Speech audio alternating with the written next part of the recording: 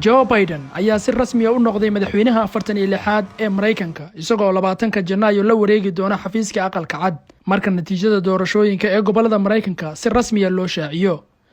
Madaxweynaha laga guuleystay ee Mareykanka Donald J. Trump ayaa marar kala duwan weerar afka ku qaaday xildhibaanad Ilhaan Cumar oo ah gabar Soomaaliyeed oo ka tirsan aqalka Koongareeska ee Mareykanka.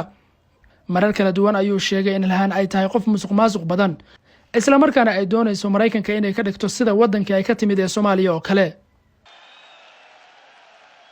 Representative Ilhan Omar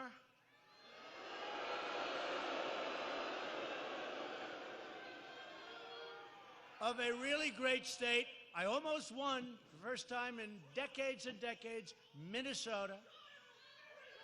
Great state. Ilhaan Cumar waxay dib ugu soo laabatay aqalka Koongareeska ee dalka Mareykanka balse nasiib darro Donald Trump waa laga guuleystay. Codbixinta deegaankeeda ayaa dhacday waxayna Ilhaan ka guuleysatay musharaxiinta kale ee kursiga kula tartamaysay. Ilhaan oo 39 jir ah waxay taariikh ka samaysay Mareykanka kadib markii 2018 ay noqotay qofkii ugu horeeyay ee Soomaaliya ee xildhibaan ka noqday wadanka Mareykanka sidoo kalena ku biiray aqalka Koongareeska.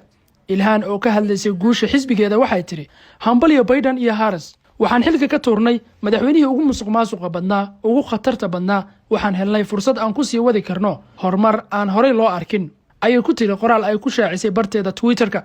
Ilhaan waxay marar kala duwan ka hadashay dhaliilaha iyo dhaleecaynta joogtada ah ee Donald Trump oo ay ugu yeeri jirtay oday wareersan oo fadhiya aqalka cad waxayna mar walba ku adkeysan jirtay difaacidda Soomaalida Mareykanka ee ay matasho iyo kuwa kale ee soo galootiga ah.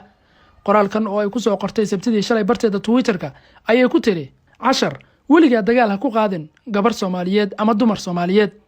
Qoraalkaas ayay si weyn uga falceliyeen in ka badan 2,000 oo qof waxayna dadka qaar ku dhaliilayeen inaysan ku qanacsaneen inay tahay qof Ameerikaan oo ay sheeganayso wadan kale.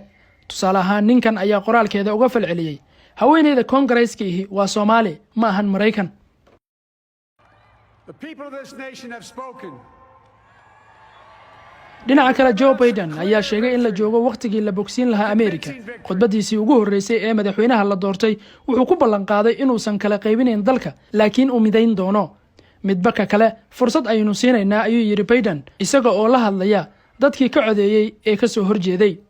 Yusuf Cabdishire, Nairobi.